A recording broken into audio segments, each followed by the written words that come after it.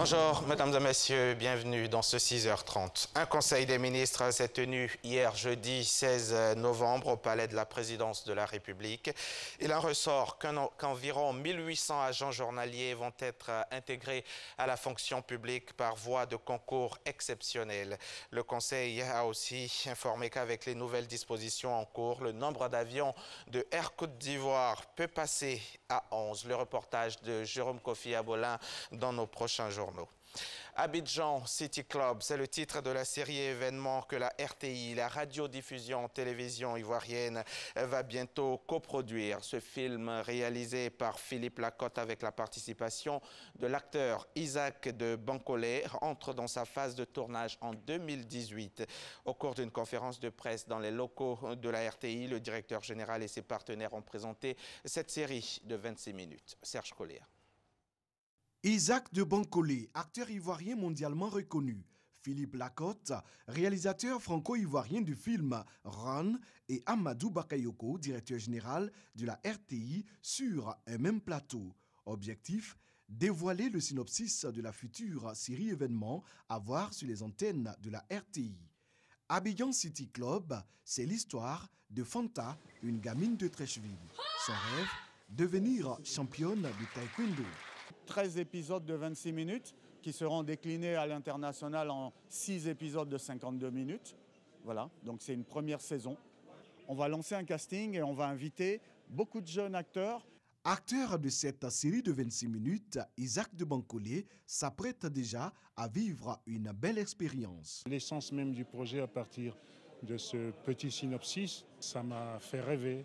C'est quelque chose que j'avais peut-être fait dans 24 heures chrono, où j'étais dans 8 épisodes de la saison 7.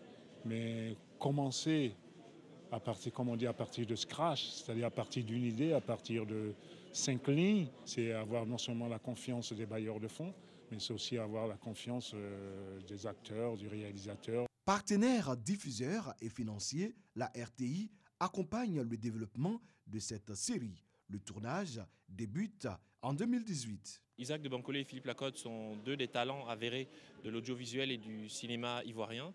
Et une partie de notre rôle, c'est aussi d'accompagner ces talents sur leur projet. Donc nous sommes doublement satisfaits. Le projet est très intéressant et les partenaires que nous avons autour de cette coproduction sont vraiment de premier plan. Depuis 2014, la RTI développe une stratégie de création et de distribution de fiction ivoirienne originale pour soutenir le développement d'une industrie locale à travers RTI Distribution. Les lampions se sont éteints sur la première édition du carnaval de Niakara-Mandougou. Pendant 7 jours, le riche patrimoine culturel Tagbana a été présenté au grand public dans toute son entièreté. Les danses en voie de disparition, l'art culinaire et de la fabrication du tchapalo, la bière locale ont donné de l'engouement à ce rendez-vous culturel. Le ministre Bruno Nabagné-Koné, parrain de ce carnaval, a salué les initiateurs. Il a exhorté les filles et fils de la région du Hambol à la cohésion et au rassemblement, gage du développement harmonieux de leur localité. Soro Corona et Kader Sogodogo, nos confrères de RTI Boaké. Venons à Niakara pour découvrir le peuple Tagbana. Slogan de la première édition du carnaval de Niakara. Cette fois culturelle, artistique, gastronomique et touristique a permis au peuple Tagbana de promouvoir et valoriser son riche patrimoine culturel.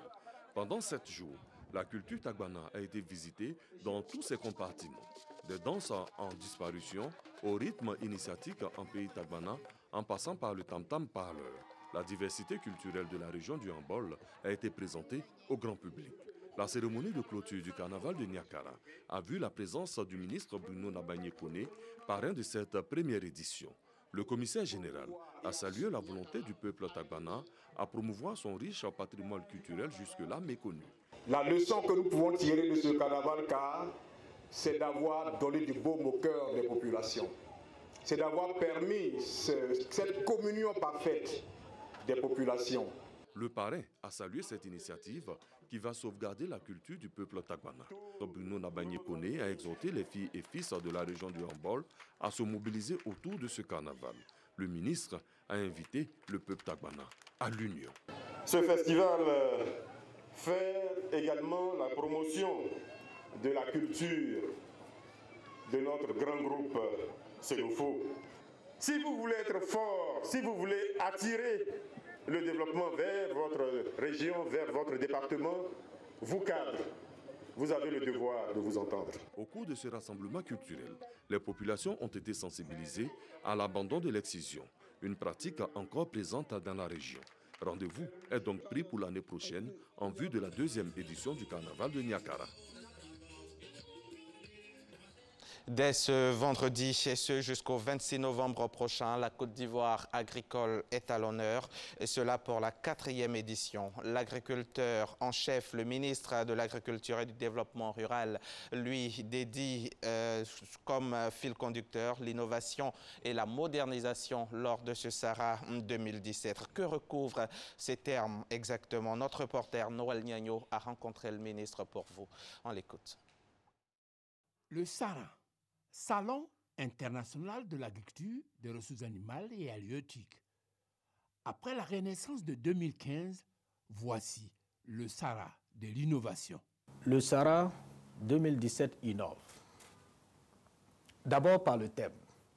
Le thème du Sahara dit que le climat change, l'agriculture ivoirienne innove. Ensuite, nous avons maintenant un pôle innovation.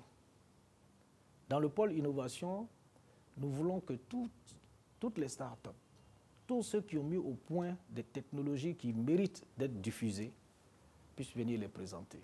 Non seulement en Côte d'Ivoire, mais dans la sous-région. Pour cette innovation, il faut un nouveau type d'agriculteur.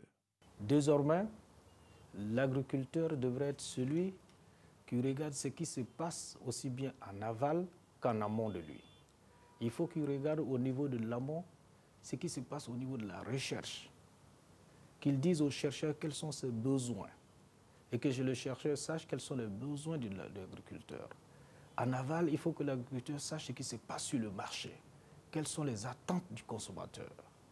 Voilà l'agriculture du futur que nous voulons bâtir à partir de Sahara 2017. Cet agriculteur-là doit être tourné vers la sous-région pour aider à la construction d'une agriculture intégratrice. Nous sommes convaincus que nous avons à apprendre des autres pays de la sous-région comme ils ont à apprendre de nous. Nous sommes convaincus que nous pouvons améliorer le volume des échanges entre nos États. Si nous voulons passer à la CEDEAO des peuples, il ne suffit pas seulement de mettre des autoroutes et des chemins de fer. Encore faudrait-il que ces peuples les empruntent. C'est pour cela que nous mettons des plateformes comme celle-là qui vont permettre à ces peuples-là d'emprunter les voies ferrées et les autoroutes qui vont lier désormais les capitales de la sous-région. Une dizaine de jours sera consacrée à la construction de ce pont entre les peuples de la sous-région avec comme fertilisant l'agriculture. Et le FIRCA, le Fonds interprofessionnel pour la recherche et le conseil agricole, a initié récemment des travaux de recherche à travers le CNRA pour améliorer la productivité dans la filière coton. Il s'agit de la mise en place de nouveaux itinéraires techniques et la fabrication d'engrais. Ces résultats ont été présentés récemment à Grand-Bassam lors d'un atelier en présence de notre reporter Francis Boifo. 3 ans après, les projets de recherche initiés par le Fonds interprofessionnel pour la recherche et le conseil agricole FIRCA pour relancer la filière coton donnent des résultats. Les ressources génétiques qui avaient été totalement détruites ont été reconstituées, mais cette fois-ci, pour éviter les mêmes erreurs, cette banque a été dupliquée. Les programmes de protection du cotonnier contre les nuisibles émergents ont été également affinés. Nous avons pu également mettre au point des formules d'engrais adaptées aux zones agroécologiques du pays. Premier bénéficiaire de ces travaux, conduits par le Centre national de recherche agronomique CNRA, les producteurs de coton. On avait un problème de fusariose, variole, mais aujourd'hui, il faut reconnaître que toutes ces questions ont été bien traitées au niveau du CNRA. Les semences que nous on a eues, il y a une amélioration. En tout cas, ça a donné un plus que pour les autres années qui sont passées. Des avancées qui se traduisent déjà par l'augmentation de la production nationale. De 310 000 tonnes la campagne précédente, elle est passée à 320 000 tonnes la campagne 2016-2017. Pour mieux vulgariser les résultats de recherche, dont le but est d'augmenter la productivité de la filière coton, Le FIRCA a organisé cet atelier à l'attention de l'ensemble des acteurs à Bassa. En prélude au premier colloque régional pour l'alimentation saine et une meilleure nutrition qui a eu lieu du 16 au 17 novembre, il s'est tenu un point de presse au siège de l'Organisation des Nations Unies pour l'alimentation et l'agriculture, ici même à Cocody. L'objectif est de situer sur les enjeux de ce colloque africain sur l'alimentation durable au service d'une alimentation saine et une meilleure nutrition et surtout ses retombées pour la Côte d'Ivoire. Astou Touré. L'amélioration de la santé des populations en Afrique passe par l'utilisation des technologies de l'information et de la communication dans le secteur. C'est la conviction des spécialistes et cadres de santé réunis à Grand Bassam. Il faut que nous soyons aujourd'hui en mesure de renforcer nos capacités de traitement des malades, quel que soit l'endroit où il est dans le territoire. Il faut que nous soyons capables aujourd'hui de suivre le malade de manière la plus efficace possible pour l'amener vers un traitement des plus efficients. Il est évident que de nombreuses organisations, de petites associations qui se créent, travaillent dans le secteur, eux aussi ont leur petite expérience. Mais nous voulons quelque chose de national, quelque chose d'harmonisé, et même nous allons au-delà, quelque chose de régional. C'est pour ça que nous avons invité nos amis des pays voisins. Les participants à ce premier forum régional mettent l'accent sur la capitalisation et la valorisation des interventions à base communautaire. Ce forum est une initiative de l'Association des cliniques privées du Côte d'Ivoire. Il dure 4 jours. Grand Bassam abrite le premier forum régional sur l'utilisation des technologies de l'information et de la communication dans le secteur de la santé en Afrique. Il s'agit pour les acteurs de santé de capitaliser et favoriser des interventions pour une meilleure prise en charge des patients. La rencontre se tient du 15 au 18 novembre à l'initiative de l'Association des cliniques privées de Côte d'Ivoire. Serge Coléa, précision.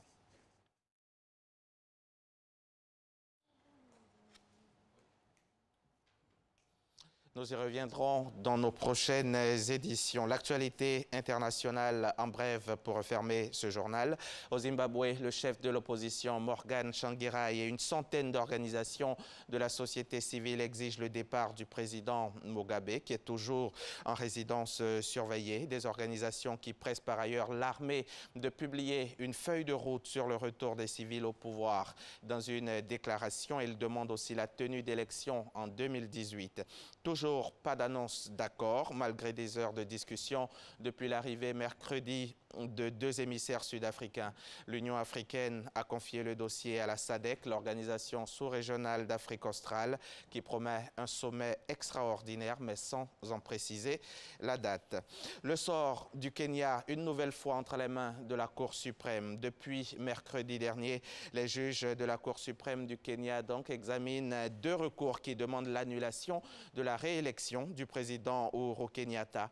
Le premier a été déposé par 2 défenseurs des droits de l'homme, le second par un ancien député.